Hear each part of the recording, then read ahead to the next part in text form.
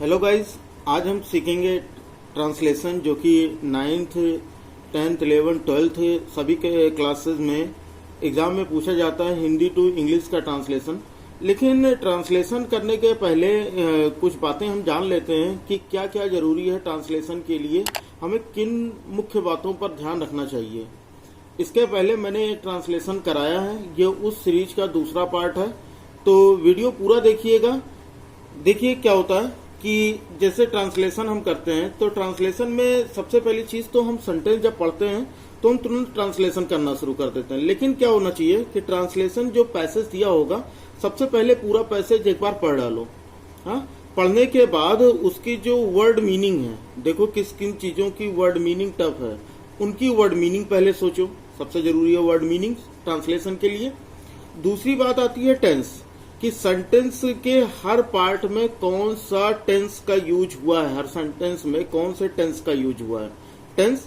उसके बाद तीसरे पे आते हैं place of each word.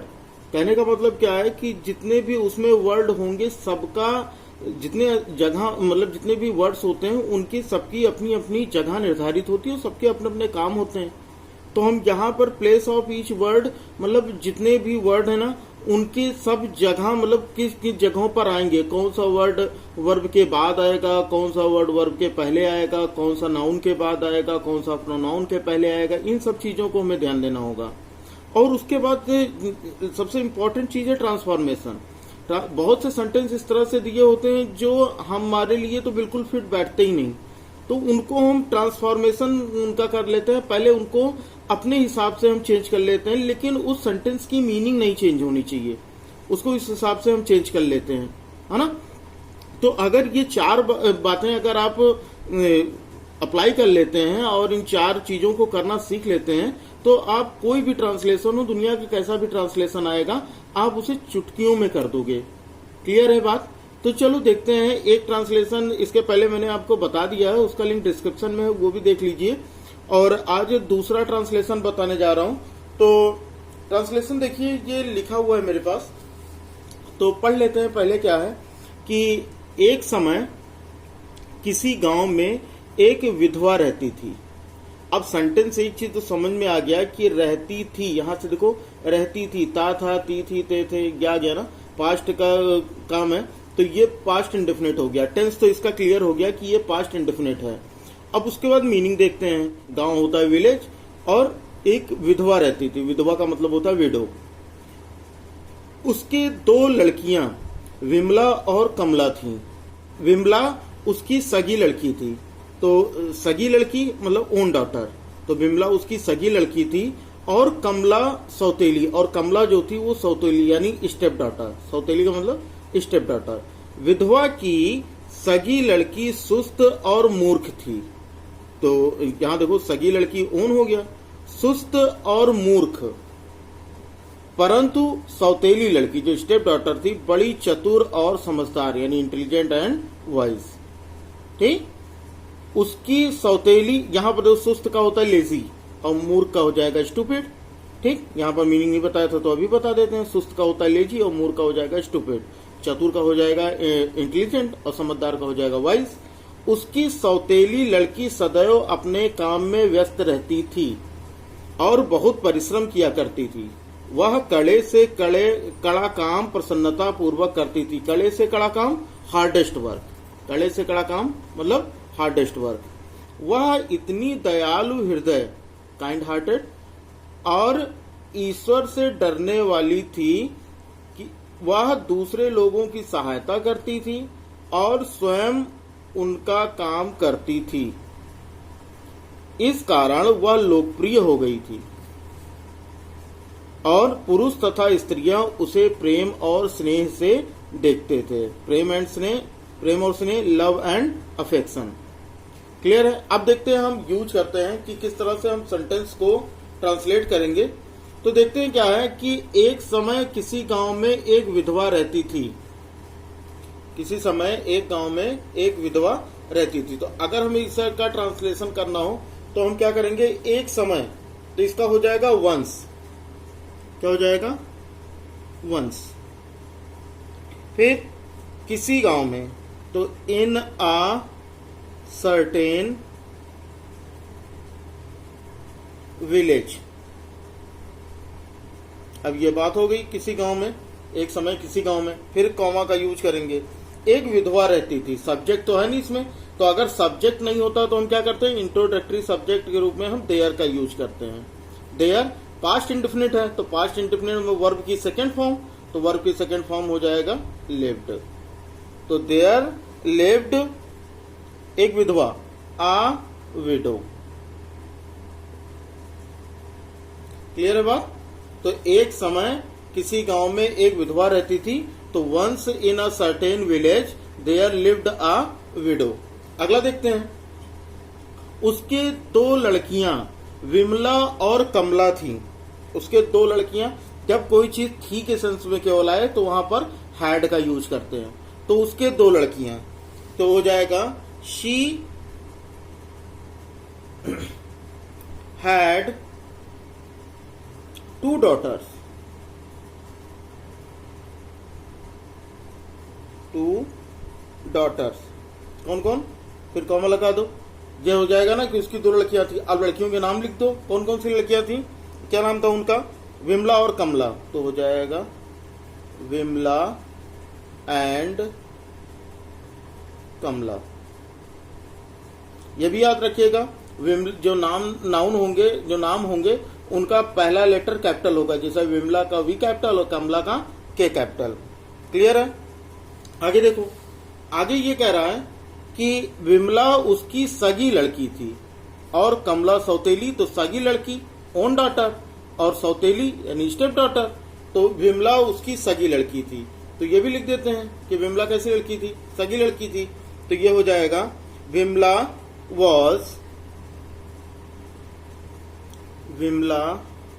Was her own daughter, own daughter. And और कमला कैसी लड़की थी, उनकी सौतेली लड़की थी। And Kamala was her step, अब डॉटर का यूज नहीं करेंगे, अब क्या लिखेंगे, हर स्टेप वन। कहने का मतलब कि एक तो सौतेली थी और एक सगी थी, तो यहाँ पर जो सौतेली था उसके लिए हमने एक का यूज कर दिया, है ना। कमला वाज हर स्टेप वन, यानी उनमें से कमला जो एक थी वो क्या थी, सौतेली थी। क्लियर है? आगे देखो,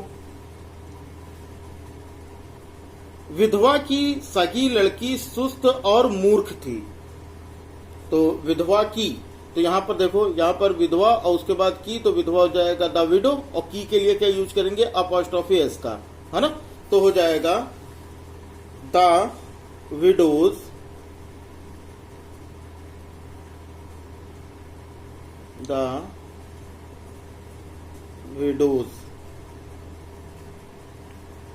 daughter was, the widow's daughter was सुस्त यानी लेजी और बेवकूफ यानी मूर्ख। तो हो जाएगा एंड फूलिश, FOOLISH, फूलिश। लेकिन उसकी जो अगली लड़की थी वो क्या थी, परंतु सौतेली लड़की बड़ी चतुर और समझदार थी। तो क्या हो जाएगा, but her step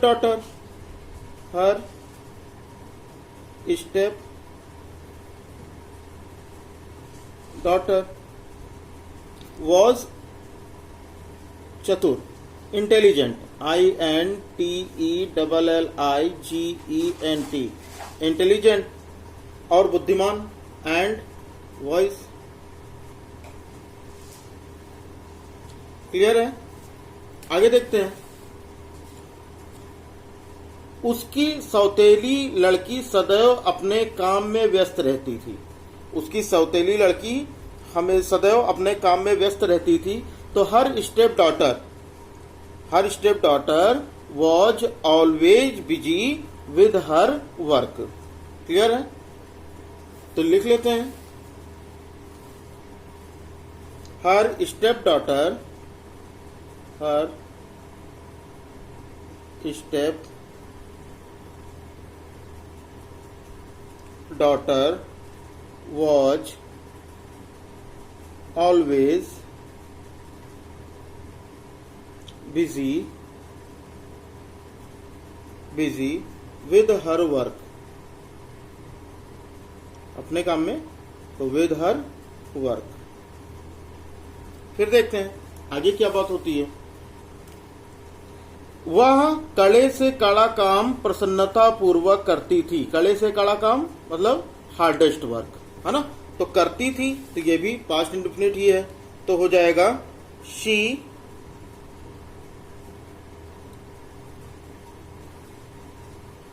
did the hardest work.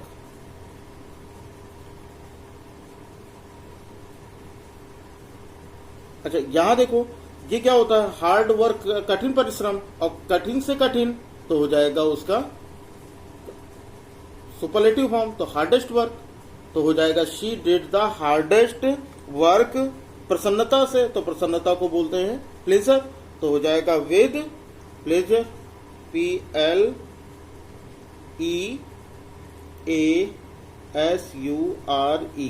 Pleasure. Spelling पर भी ध्यान दीजिएगा, प्लेजर। क्लियर है। चलो आगे देखते हैं। वह इतनी दयालु हृदय और ईश्वर से डरने वाली थी कि वह दूसरे लोगों की सहायता करती थी और स्वयं उनका काम करती थी। अब देखो क्या क्या बात हुई कि वह दयालु हृदय थी, तो हो जाएगा she was so kind hearted. दयालु, kind hearted, HEARTED, kind hearted.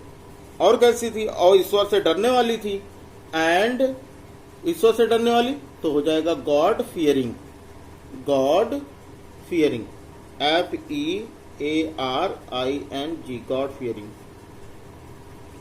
जिससे क्या होता था, दैट क्या था, फिर से एक बार देख लेते हैं क्या था। वह इतनी दयालु हृदय और ईश्वर से डरने वाली थी कि, तो की के लिए दैट का यूज हो गया। वह दूसरे लोगों की सहायता करती थी। क्या करती थी, दूसरे लोगों की सहायता, तो she helped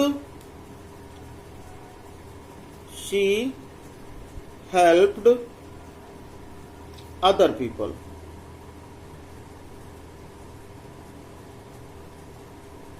she helped other people. और क्या करती थी, दूसरों की सहायता करती थी और स्वयं उनका काम करती थी। स्वयं यानी हिमसेल्फ या हर सेल्फ, तो हो जाएगा and did their work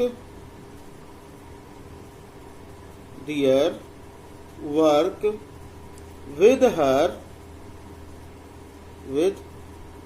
her own hands. ये लिख सकते हैं, ओन हैंड्स, अपने हाथों से ही दूसरों का काम किया करती थी। क्लियर है इतना। यही तो है ट्रांसफॉर्मेशन। हम अपने लैंग्वेज में भी लिख सकते हैं, लेकिन मीनिंग नहीं चेंज होनी चाहिए। क्लियर है। चलो आगे देखते हैं। इस कारण वह लोकप्रिय हो गई थी।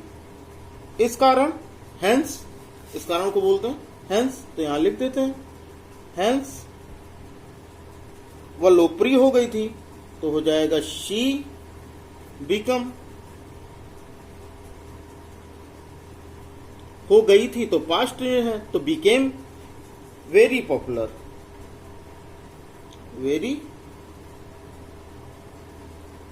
पॉपुलर। और क्या था, लोकप्रिय हो गई थी। और पुरुष तथा स्त्रियां उसे प्रेम और स्नेह से देखते थे। देखो पुरुष तथा स्त्रियां, यानी यहां पर ये दोनों प्लूरल हैं, तो मैन का होता है मैन और वुमेन का होता है वीमेन। उसे प्रेम और स्नेह से, यानी लव एंड अफेक्शन, तो देखते थे, तो ये भी पास्ट इंडेफिनिट। तो हम चेंज कर लेते हैं भैया इसको इंग्लिश में। क्या हो जाएगा, popular and main and women, WOMEN, women looked, उसे देखते थे, तो पास्ट इंडेफिनिट है तो वर्ब की सेकेंड फॉर्म, तो हो जाएगा looked at her with love and affection, with love and affection, AFFECTION, love and affection। हो गया ट्रांसलेशन। तो क्या क्या चीजें हमने देखी, हमने ये देखा है कि इसमें वर्ड मीनिंग पहले समझा, उसके बाद उसके टेंस के बारे में जाना, फिर उसके प्लेस ऑफ ईच वर्ड की कौन कौन से वर्ड कहाँ रखे जाएंगे, और उसके बाद उसके ट्रांसफॉर्मेशन, जो सेंटेंस नहीं बन रहे थे उनका फिर अपने वर्ड्स में हमने ट्रांसफॉर्मेशन किया, फिर उनका ट्रांसलेशन किया। क्लियर है बात? तो ये हो गया भैया ट्रांसलेशन, आज का दूसरा ट्रांसलेशन भी हो गया। तो इस तरह मैं आप लोगों के लिए रेगुलर वीडियो लेके आता रहूंगा ट्रांसलेशन का, प्रैक्टिस से ही ये सारी चीजें आएंगी। तो आप लोगों को मैं इतने करवा दूंगा कि आपके लिए 9 to 12 कहीं पर भी ट्रांसलेशन में कोई दिक्कत नहीं होगी। और ये भी मान के चलिए कि 90% चांस तो ये होंगे कि जो ये ट्रांसलेशन आप पढ़े होंगे इन्हीं में से कोई ना कोई आएगा। क्लियर है? ये क्योंकि मेरे 10 सालों का एक्सपीरियंस है कि जब भी मैं जो भी 10-15 ट्रांसलेशन करवा देता हूँ वो पेपर में आ ही जाते हैं। अगर नहीं भी आते ना तो उससे मिलते जुलते आते हैं कि आप उसे खुद ही कर लोगे। लेकिन ये रहेगा कि वीडियो आप रोज देखो और रोज ये ट्रांसलेशन करो। अगर ये वीडियो समझ में आ गई तो ठीक है, नहीं आई तो वीडियो को 2-3 बार देखो, ठीक। उसके बाद फिर खुद से ट्रांसलेशन करो। जब मैं पैसेज पढ़ रहा था उस समय उसका स्क्रीनशॉट ले लो और फिर उसका ट्रांसलेशन करके देखो कितनी गलतियां करते हो। उसके बाद फिर मिलाओ मेरे ट्रांसलेशन से, देखो कितनी गलतियां करते हो। क्लियर है ना? इस तरह से आपका ट्रांसलेशन इंप्रूव होगा, आपके क्वेश्चन आंसर लिखने की भी कैपेबिलिटी बढ़ेगी, आपकी वर्ड मीनिंग बढ़ेगी और इसके साथ आपके इंग्लिश बोलने का कॉन्फिडेंस भी बढ़ेगा। क्लियर है बात? चलो, अगर वीडियो अच्छी लगी हो तो भाई आप वीडियो को लाइक कर दो, हाँ, क्योंकि लाइक करने में बिल्कुल कंजूसी न किया करो। लाइक कर देते हो तो उससे मुझे भी बहुत मोटिवेशन मिलता है। और जो लोग चैनल पर नए हैं वो चैनल को सब्सक्राइब कर बेल आइकन को जरूर प्रेस कर दें, क्योंकि बोर्ड एग्जाम के सारे मटेरियल आपको यहाँ मिलने वाले हैं। हाँ, और एक चीज और भी, ये भी बताइएगा कमेंट में कि वीडियो आपको कैसी लगी। तो फिर मिलेंगे अगले वीडियो में। जय हिंद, वंदे मातरम।